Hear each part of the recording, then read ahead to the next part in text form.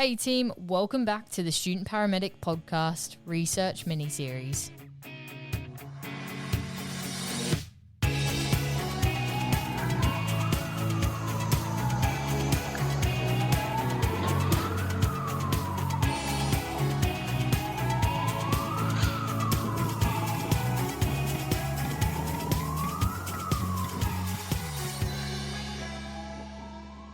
Hey team, welcome back to the Student Paramedic Podcast Research Mini-Series. Today is episode number 4. Last episode we looked at how to get started with a research question and the process that involves with Dr. Sandy MacQuarrie. And today we are going to be going one step further and taking that research question and actually designing a research study. So let's get straight into it. So Sandy, we've figured out how to get started. We've gotten our question. What next? What kind of methodologies exist? And if, say, for example, the one that comes from the top of my mind is a randomized control trial, you hear about that a lot in research. So what is that? What does it look like? And how do you get started? Yeah, so that's used an awful lot in clinical experiments where they're comparing a drug with something else, perhaps a placebo or another drug or another intervention or just a control, nothing at all, is very prevalent, and it's caused best practice to evolve quickly based on evidence. And as I said in an earlier podcast, like a lot of the things that we did in the early 90s were not based on randomized control trials. They weren't based on best evidence. They were based on things that have been used in the war. Military anti-shock trousers are an example where in terms of the trauma patient, they probably didn't help the trauma patient.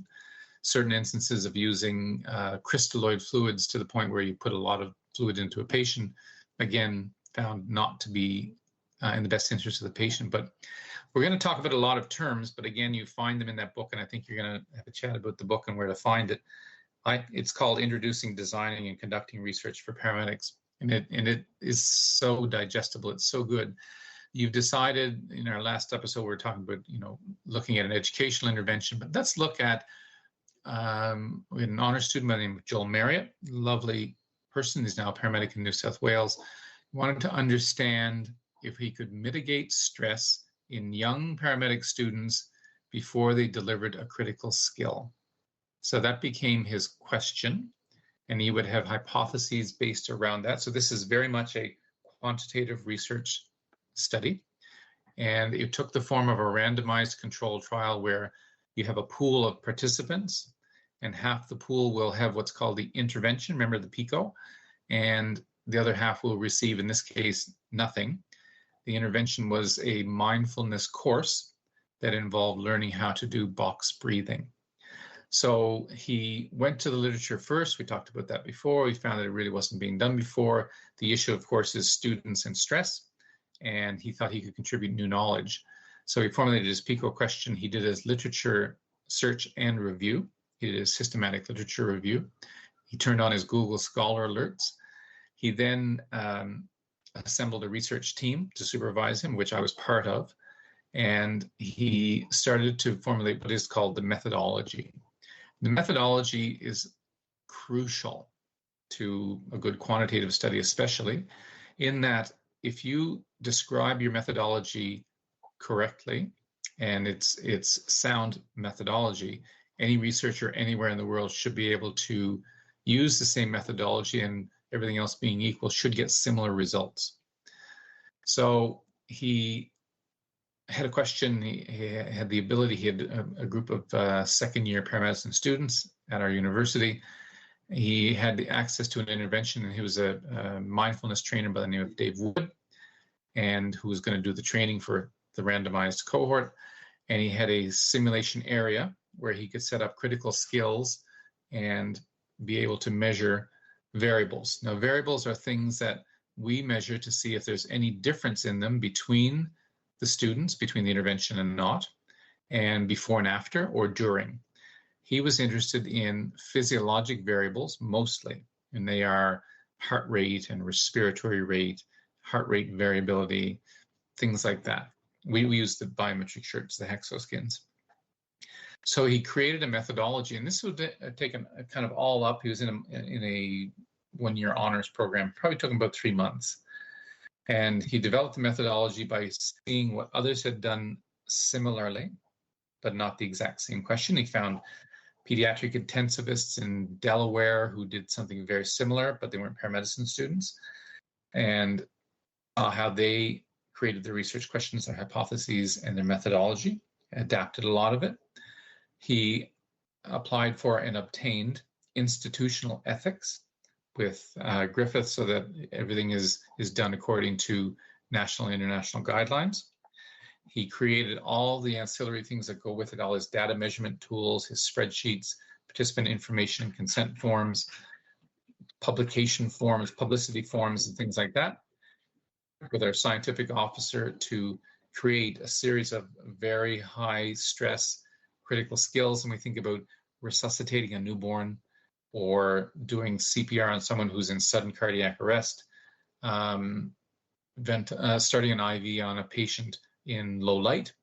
And he had mapped it out in terms of his methodology. He would obtain a baseline resting set of physiologic variables, like at rest, potentially not stressed, and he would measure them again just before they went in and during, and just after their intervention, just after their skill delivery, and he would compare them between the two groups. So mindfulness and breathing, nothing at all. Mindfulness, breathing, nothing at all. So to recap, he did a PICO, he went to the literature, did a systematic review, he found other methodologies that were helpful and adapted them to his own. He obtained institutional ethics. He got all the necessary equipment. He had a small budget, and he was ready to do testing. So he had delivered the intervention. So half the group got this wonderful session with Dave Wood, and the other half didn't. And they all showed up. We did a kind of a baseline where no one had the intervention, 1 day worth of testing. Half the group went for intervention, and then all the groups came back on the second day and did more critical skills, and then we were looking to see if there was differences in those physiologic variables. I'll pause. What questions do you have for me? Yeah, that's really fascinating. It's a good way of seeing how an RCT can actually be used in practice, and it gives good context to choosing that particular type of study. I guess my next question would be, what happens if your study doesn't fit the sort of classical RCT? What next? Which one do you choose? What's out there? Oh, very much so. So you can do descriptive profiles. So you can understand and measure and compare the characteristics of people who did your podcast, for instance, and that was the last example we used. Are we finding that it is the 19 to 23-year-old and it's in these countries, or is it 40 to 43-year-old in Indonesia? Things like that. So those are ways of uncovering in terms of from a demographic and a frequency point of view, people who are doing something that you want to study. We can do cross-sectional, so we measure attitudes, where you might want to understand, in that case, this learner, what motivates them to listen to this podcast? What doesn't motivate them to listen to this podcast? What makes it hard for them? What changed, if anything, in their skills, knowledge, or attributes, of which you have to be careful what you chose to, how you measure them. And finally, how do you want to present those findings so that they're both findable and reproducible? So most paramedic students hear about the RCTs and are understanding that it's an intervention and half the group gets something, the other half doesn't. They're not easy to do, but they drive best practice. Has to drive best practice. In the qualitative side, we explore kind of the face of our professional identity as paramedics. What makes our attitudes towards violence, our attitudes towards birth in the out-of-hospital setting,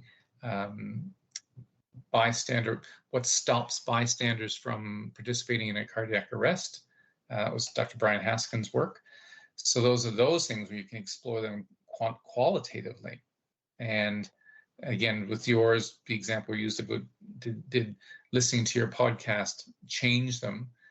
Obviously, you'd have to have a baseline, but if you didn't, then you'd be going down the kind of the descriptive profile, and that would inform probably future studies. And or someone may take that and say, I need to do a before and after, or you can do before and after too, but that's what we call a longitudinal study as opposed to a cross-sectional. Longitudinal means over time. Cross-sectional means you're getting one survey on this day and that's it. And we'll see how you're tracking.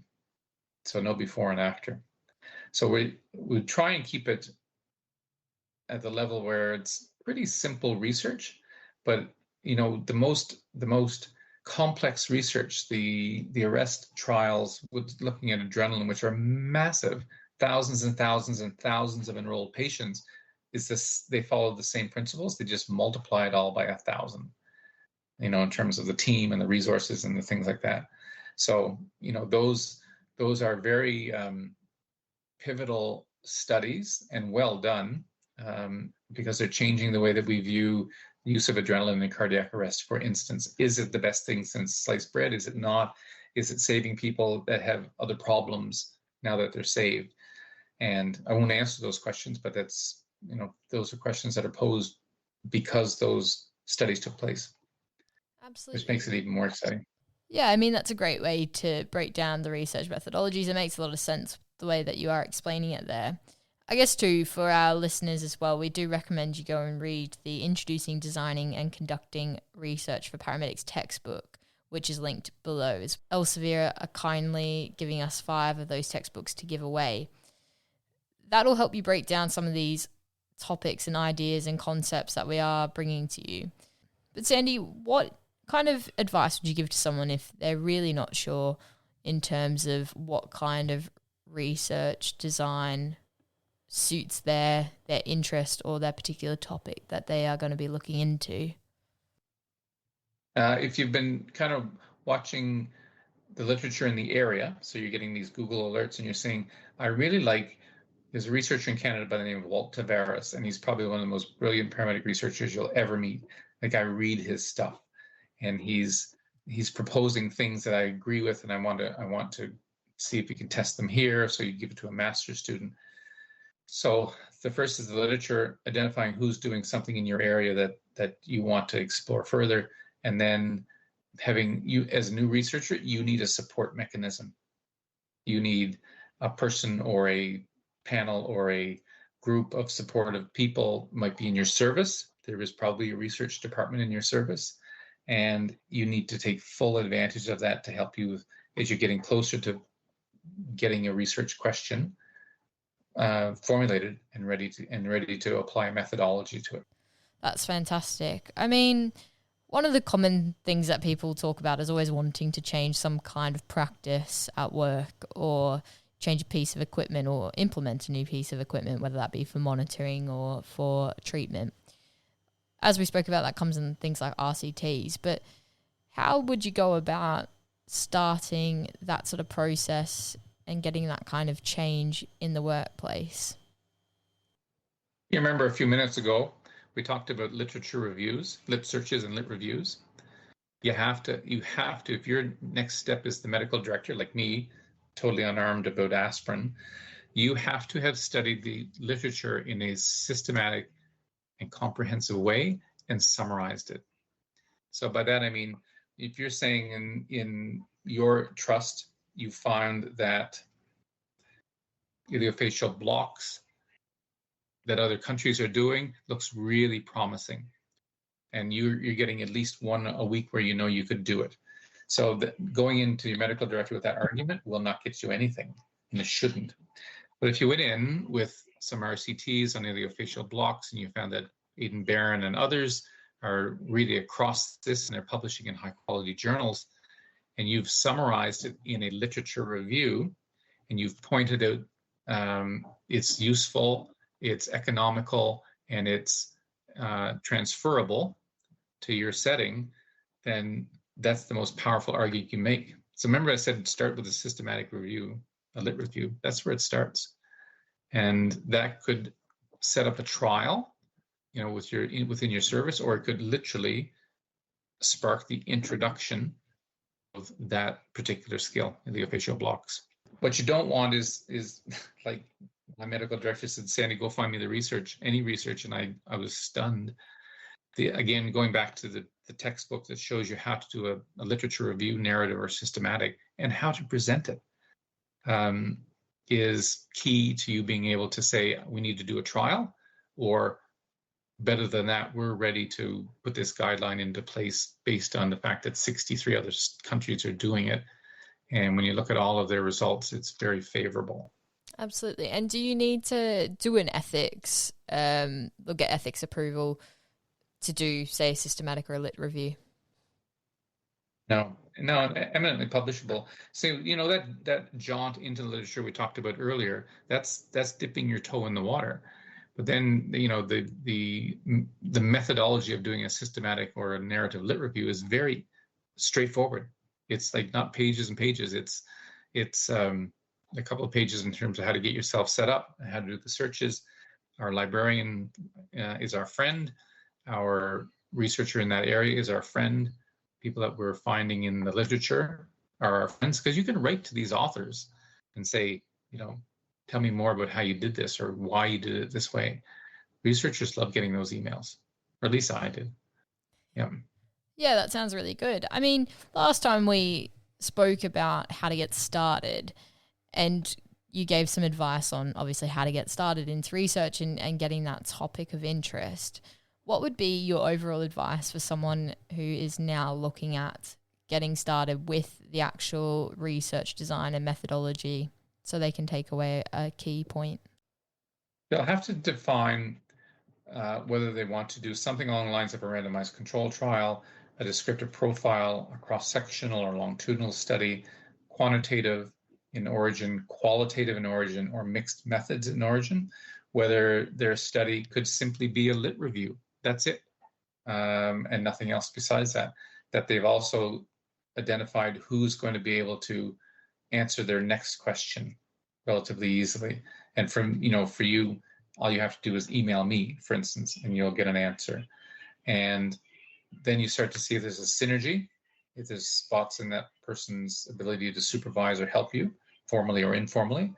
And then between the two of you, or three or four, you would pick an appropriate methodology, but again, based on what you've been reading in that area. Awesome.